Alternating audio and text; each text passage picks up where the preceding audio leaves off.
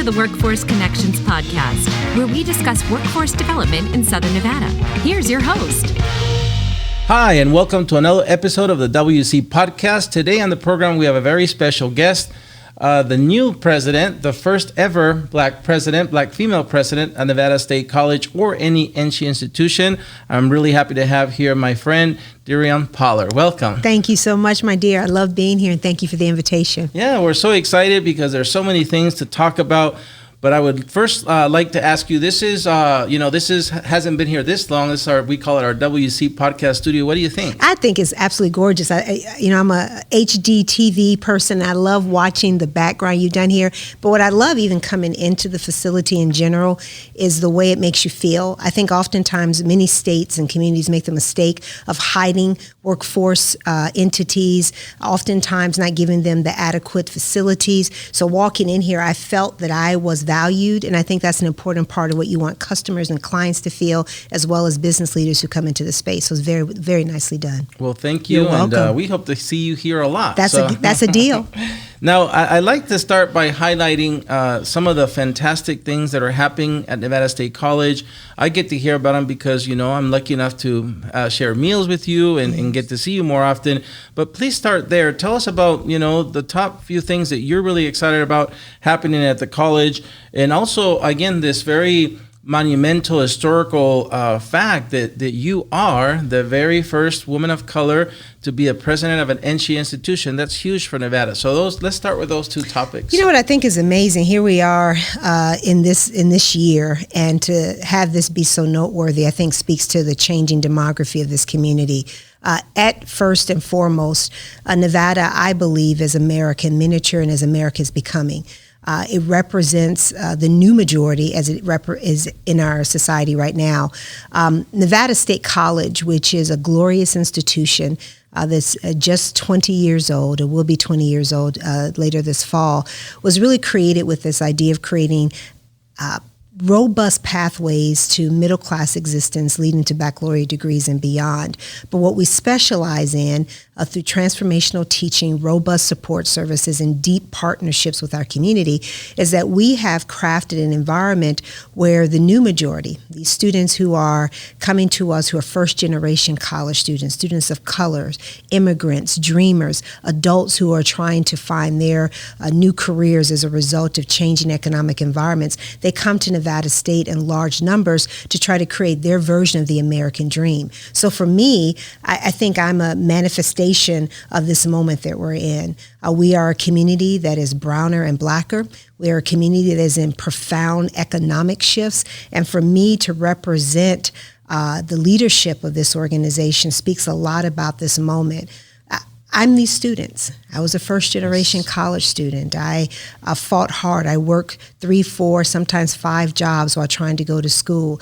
I failed at different points, and I was successful at different points, but it was because of intentional and deliberate support services, just phenomenal teaching that helped me be where I am, and a family that wanted me to have something better than what I grew up in. That's why I'm here. So if I can represent that to the thousands of students we serve each year, to the employees that we have who, in large part, I think of any given semester, 40% of our employees are first-generation college students, I think that would have been a job well done. Yeah, that's amazing. And again, every time I go there, the college keeps growing. Yes. There's always new things, new buildings. I know we served together on the LVGA, and Glenn Christensen has his name on one of those buildings. Yes. And so give me the top 2 things that maybe are happening now or that are in the near future that are going to be exciting additions to the campus. So I think I'll even start. The Glenn and Andy Christensen building, which houses our School of Education, really speaks to this need that we're seeing in our community around education, teachers. But one of the things I'm really excited about, we'll actually be taking to the Board of Regents for discussion this upcoming meeting, is the creation of an educational specialist degree, which is above a master's degree but below a doctorate degree, to help with school psychologists and to really help fill that need. We have hundreds of shortages in our region as it relates to school psychologists. So for us to really be able to help produce folks who can go in and do the diagnostics, help a family and a school craft a plan for a student to see them through, those are the types of things I'm very excited about. I'd also say I'm very excited about Nevada State, as you described, is rapidly growing, one of the fastest growing colleges, universities in the country. We have about 500 acres of land that we are in the midst of developing a technical structure in order for us to develop what I hope will be a series of public-private partnerships to build out our campus, but also to help really support economic and workforce development in our community. So those are two things I'm quite excited about. I love that. One of the things I knew you and I were going to be best friends is the day I met you at the LVGA breakfast. I remember seems like that. Months ago now. Yeah, so actually probably a year ago next month, because it's my first anniversary coming up. That's amazing. And yeah, you were brand new. And, when they introduced us and you said, it's great to meet you, because to me, you said, we were at the economic development event, workforce development is economic development. I was like, oh man, she gets it. Here we are. I get to talk to you a lot again, and I love talking to you. But the team here likes to do research, and so I said, no, we don't need any research. I can talk to her for hours. Yeah. But they found in your bio that you have a strong belief in building intentional relationships. I've experienced that myself and love it. You believe that those relationships need to drive social justice and community vitality, and this is essential to the work in higher education, which you're in.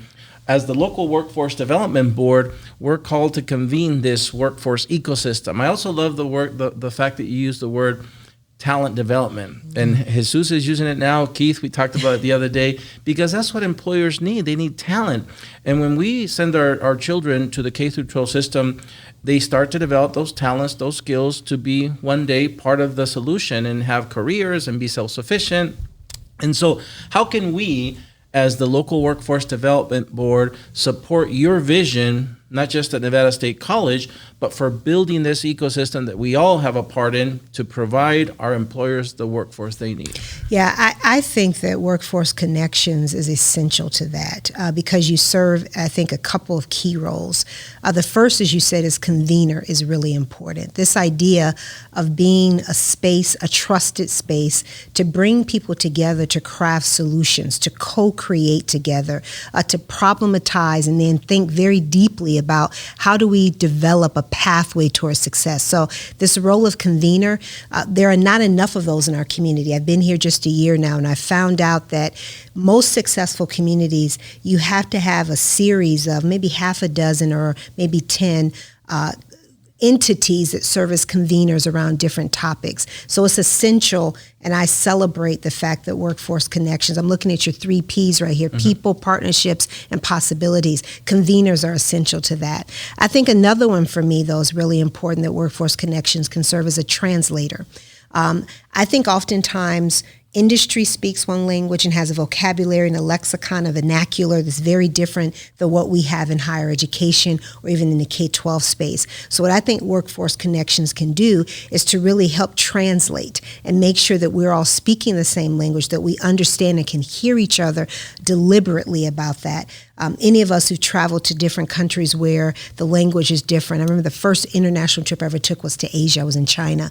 And I remember feeling so completely alone and fearful because I recognized I didn't know the language, I didn't know the culture, and I think that's an important role that Workforce Connections can play in terms of a translator.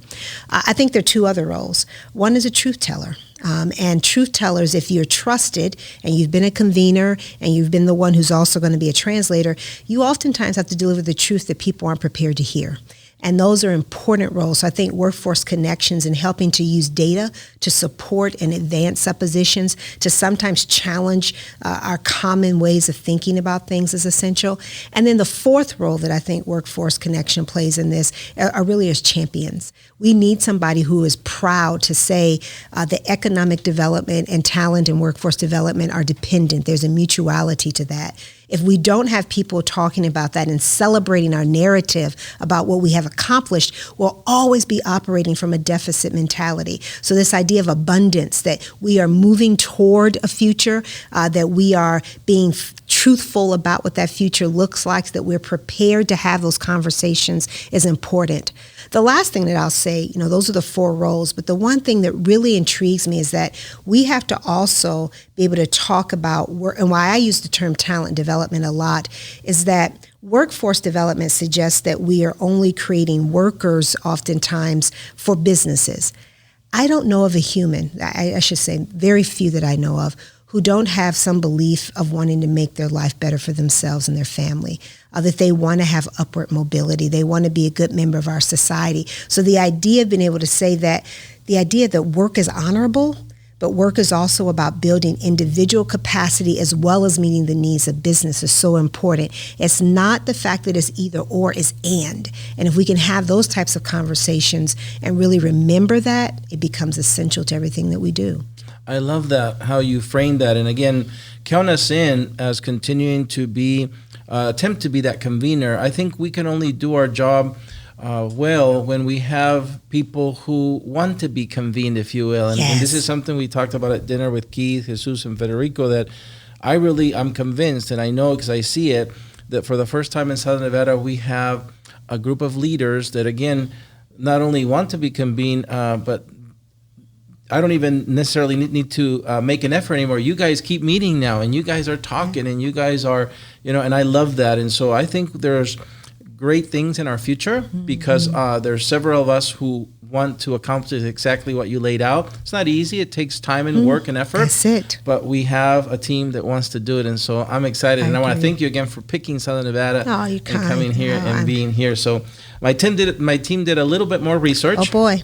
And so they discovered that you were named one of Washington's 100 most powerful women in Washington magazine. You won an academic leadership award from Carnegie Corporation of New York.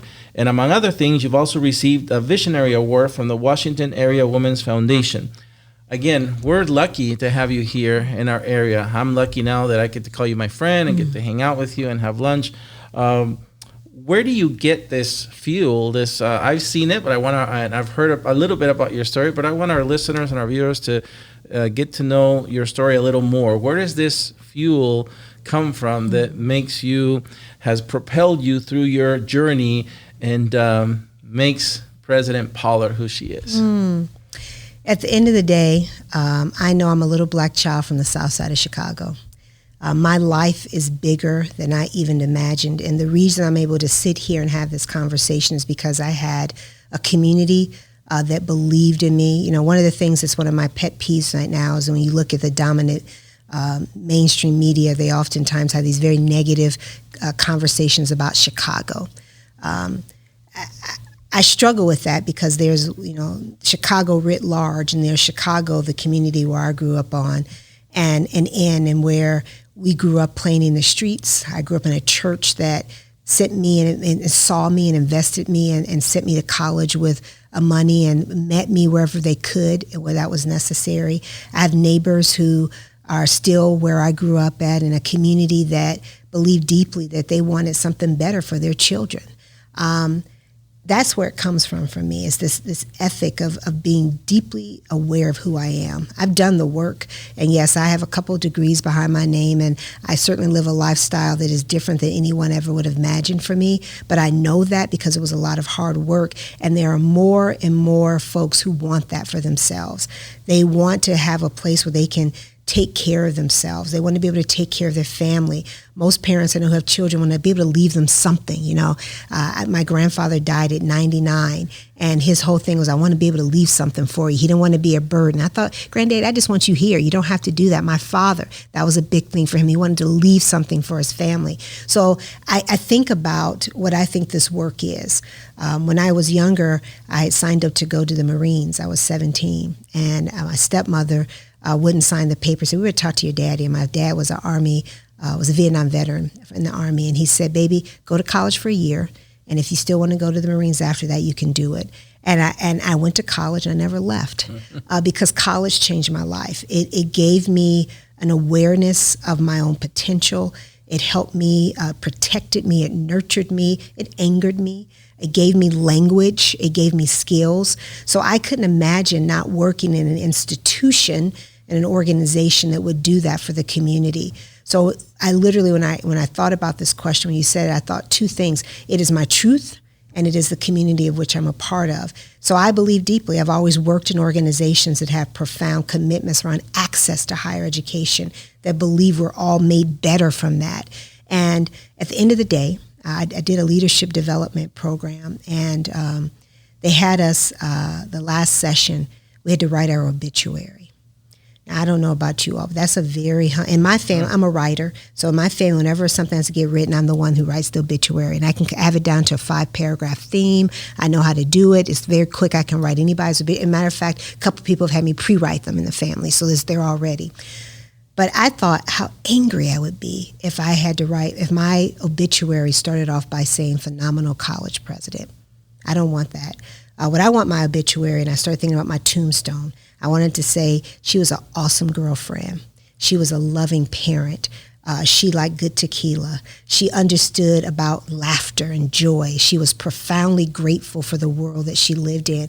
And if I do all of that, and at the end it says, and she served by leading organizations that were committed to higher education and access to that, and she left her community better, then that's the only thing I ever hope for. So the accolades, I appreciate that, but it comes from inside because that was my truth. And I saw it happen in little spaces in my community and big spaces and big movements as well.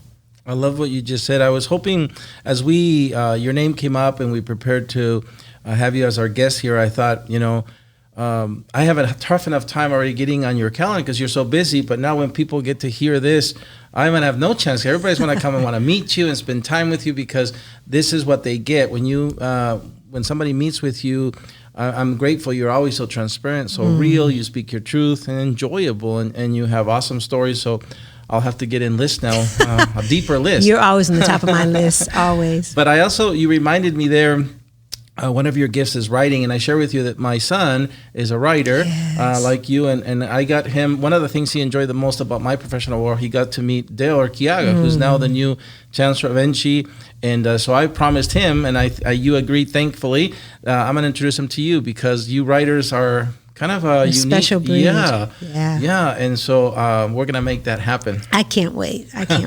And we've talked about, again, how this intersection of workforce development, economic development. This is why I'm grateful that our regional development agency, the LVGA, invites you and Federico from CSN and Keith from UNLV and the others, Shelly from Toro and Lori from University of Phoenix, and all the folks there that are part of this, again, talent development pipeline. And those are the latter parts of that pipeline.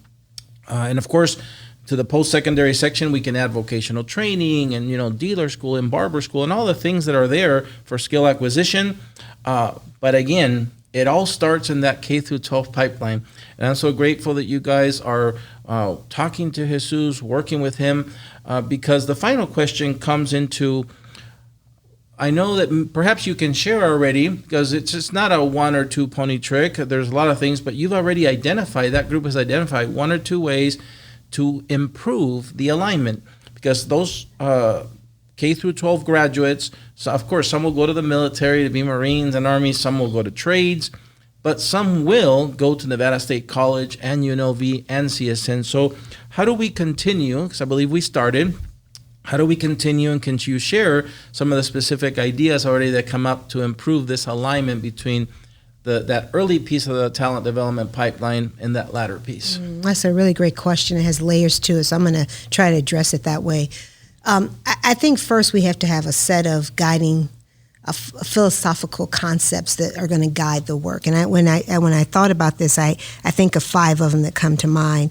One is that I think that we need to be each other's champion in public and our critics in private. And I think those are an important part. You will never hear me critique another part of the system publicly, because that's not the role. My job is to do that behind doors, but then to secondly co-create with you. So if I champion you in public and I critique in private, then my obligation then secondly is to co-create with you. I think the other thing is that we need to challenge each other and to be able to say, this is a really good idea, but how do we align this more thoughtfully? This isn't working for a portion of our community. How do we work together to do that? I think we have to be committed, as you described, to talking to each other. I think oftentimes we talk around each other or through it, and we oftentimes speak in such a way that we're waiting to be heard. That means I'm not really listening to you. I'm talking at you because I want you to hear me, but I'm not doing the same deliberateness and listening to you. I think we have to design together, and lastly, we have to conspire for greatness together. So if we can kind of say this is an agreed upon philosophical framework, which I think is where several of us have kind of come to, if we can agree upon that, then I think there are a couple of primary things that we want to do. This idea of college consciousness is important. How do we start to talk about the fact and be honest about this at any given and that higher education is essential. It's not an option anymore, right? Whether it be earning a certificate that gets you into entry-level work, if you're getting an associate's degree that gets your foot in the door, if you're earning a baccalaureate degree that puts you on a pathway to a middle-class work, if you're going to go on and want to be a nuclear physicist, then you need to get the graduate work. If you want to go into the military and you exit the military and then you come in and say, now, how do I take those skills and credentials in such a way that allows me to have a pathway toward a degree, toward a career that I want to have post-military? And even the ones you described who are gaining short-term vocational skill sets, but how to help them also be able to build their own businesses and understand what the impact of those things are. So for me, I think it is an ecosystem that we have to be prepared to talk about and align it deliberately so it is transparent. It shouldn't be that I call one institution and they have to route me through 5 different ways. We have to have the same thing about our workforce educational system. Very clear lanes. Who does this and why do we do it and how do they work together? College consciousness, I think, is really important with that, working with younger people to understand at 6th grade, 7th grade, 8th grade, even younger if possible, what it means about future careers and to talk about those, because the careers that many of them will have don't even exist right now. And if they want to have a middle-class existence, which I think most of us want, how do we help put them on a pathway to that? So we're looking deliberately at some different programs. We can say, how do we start to say dual credit isn't the panacea to this? That's one of the things I think everybody says, we got dual credit. Dual credit is great. It does a lot, but it's only going to serve at any given point 20% of our current K-12 educational system. So how do we start to say, okay, we have dual credit, but we also have these other immersion programs, coaching programs, working with families to understand what those things look like. Secondly, for me, that I think is really important then is to be able to say, what are the clear pathways so the students understand, and Federico and I talk a lot about this transfer.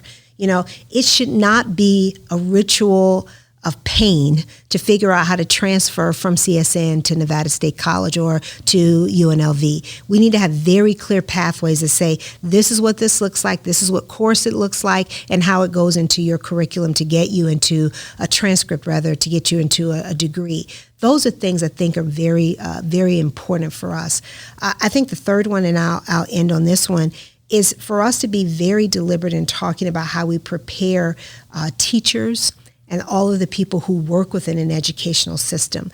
That's my specialization at Nevada State. This is what we do well. So thinking deliberately about what are those needs? How do we get people to stay in there? How do we help professionally grow them even once they're in a teaching role, a counseling role, a therapist role within a school? All of that is essential to it, because at the end of the day, and I remember talking with a donor a long time ago who got really upset about the notion that we were providing opportunities for certain populations. And he kept talking about, this is a waste of money and I want my money to go here. And I said, you know what, at the end of the day, don't we all want to live in a well-educated community? He kind of paused. I said, because if we have a well-educated community, means we have greater voter engagement, less dependency on public support, greater health outcomes, less crime, vitality and the quality of life. So if we can adopt that type of mindset, that an educated community is an important one to drive workforce and economic development, you know what? That's nirvana. That's what we're trying to get to at some point. This is, again, why we're lucky you're here as part of our team.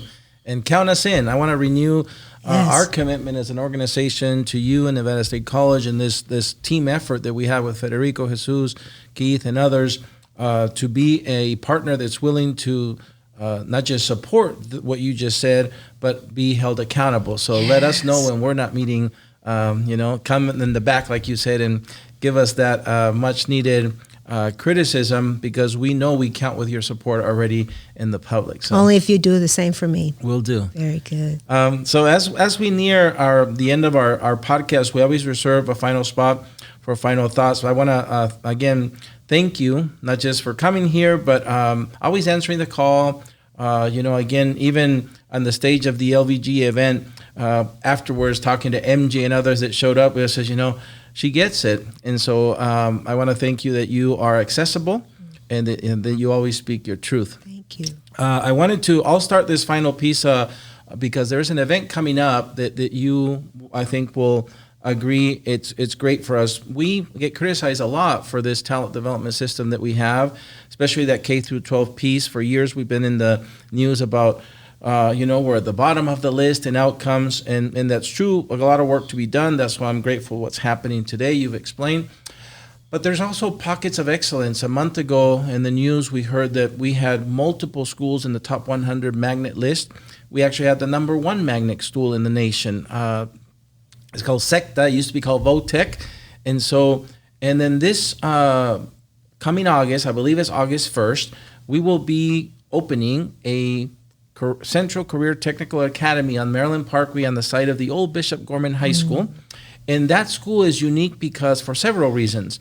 It's going to focus on these technical skill sets for industries that are important to us, that are part of what the workforce blueprint and the 7 target industries that are going to help us diversify our economy so we're not always dependent on 1 or 2 industries as we've been traditionally. But this school, again, will have general advanced manufacturing focus, construction focus, and technical, terms. Here's the really one cool part, not just for the young people, but also for their families. What do I mean? The school will stay open in the afternoons and evenings to, again, meet that adult need.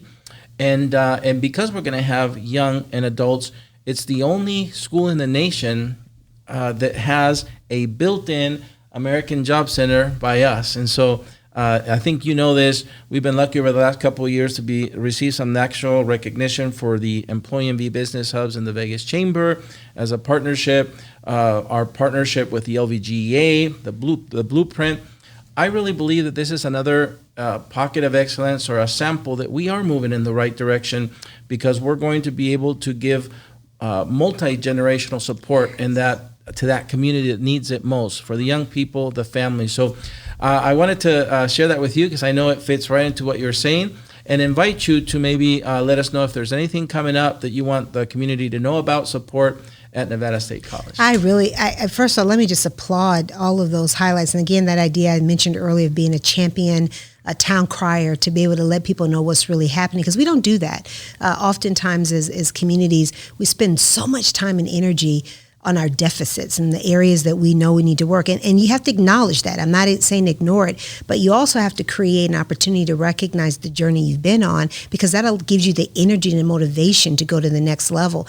I think what you described represents this kind of hybrid notion of what education is going to look like. It's going to be education. It's going to be looking at 2-generation solutions to poverty, which I think is important. So this idea of having a facility that's open day and night for not only the students, but their parents, and dare I even say their grandparents, to be able to have access to important skills and resources, I think is essential. And this idea of talking about work earlier and not waiting until your senior year and saying, oh, what are you going to do with your life after this, is so important. It's embedded in the life of the family and the community, and the student sees this as a part of their natural journey and evolution. Adulting 101, and starting that very early. So I love that. I think at Nevada State, the thing that is important for us, we're getting ready for the fall semester, and we are really excited about welcoming students back as we are moving into this model for us of being very deliberate about what it is what's our value add, and to know who we are and who we serve. And very importantly, as we move into what might be a post-pandemic, or maybe we're now agreeing that we're in an endemic, this is a part of who we are, that college universities will have to adapt, and I think our educational philosophies will have to adapt. So we are in the midst of developing a very thoughtful statement about our educational philosophy that speaks to why we serve and who we serve and how we're going to do that in their first 30 hours as freshmen, all the way into the moment they graduate, and the value add moments that we're going to bring to that. We're revising or updating our strategic plan. I think any institution that ignores the fact that we just went through COVID is a disservice to them and to the students and communities we serve. So what did we learn from COVID? How does it make us better and different? And how do we meet the needs of our employees as well as the needs of our students? So those are things I think people are going to be pretty impressed. And as we move into our 20th anniversary year, you're going to see a lot of activities happening at Nevada State over the next year. So it's a fun time to be in Nevada, and I feel very fortunate to have joined this community. It feels like home. It feels very deliberate in terms of the embrace that has been for me and my family. And I love being here. It's been wonderful. I love to hear that you feel at home, because we want you here for a long time. Very well. Very well. DeRionne, thank you for being here today. And thank you for being a truth teller. Thank you, Jaime. Well, that's it for another episode of the WC Podcast. We hope you enjoyed today's episode, and we look forward to seeing you at the next one. Until then, stay safe.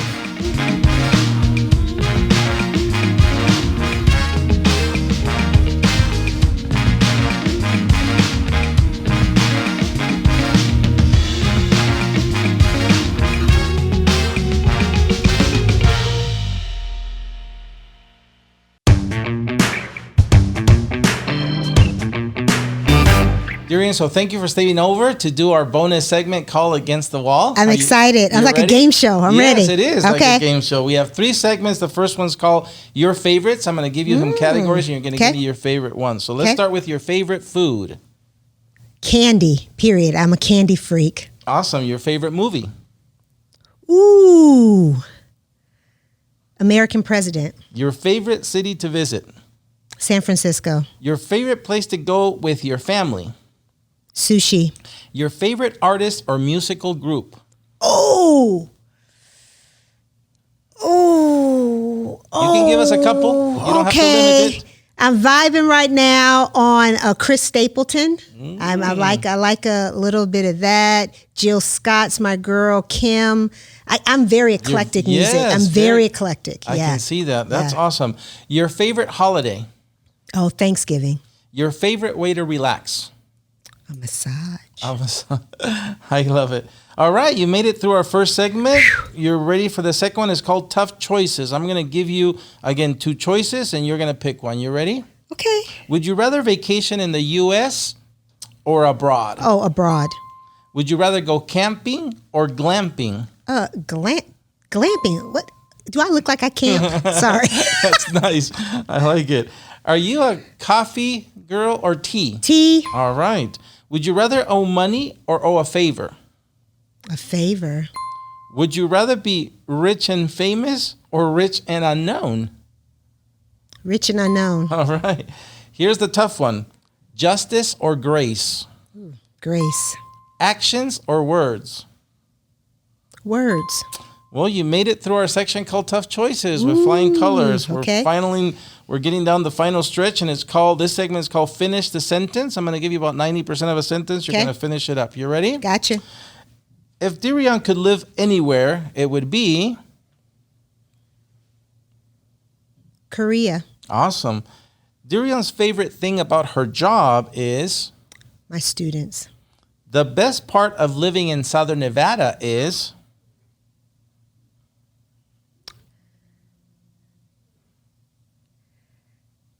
So I'm going to say this. We believe in working hard and playing hard. Great. I agree with that. If DeRionne could travel back in time, she would travel to? To meet my mother. Ooh, I love that. 3 words that describe DeRionne are? Passionate, smart, and graceful. I couldn't agree more. Final question. doing the WC podcast here today with us was awesome. Great. Well, thank you for staying over and Thank doing you. the bonus segment with us.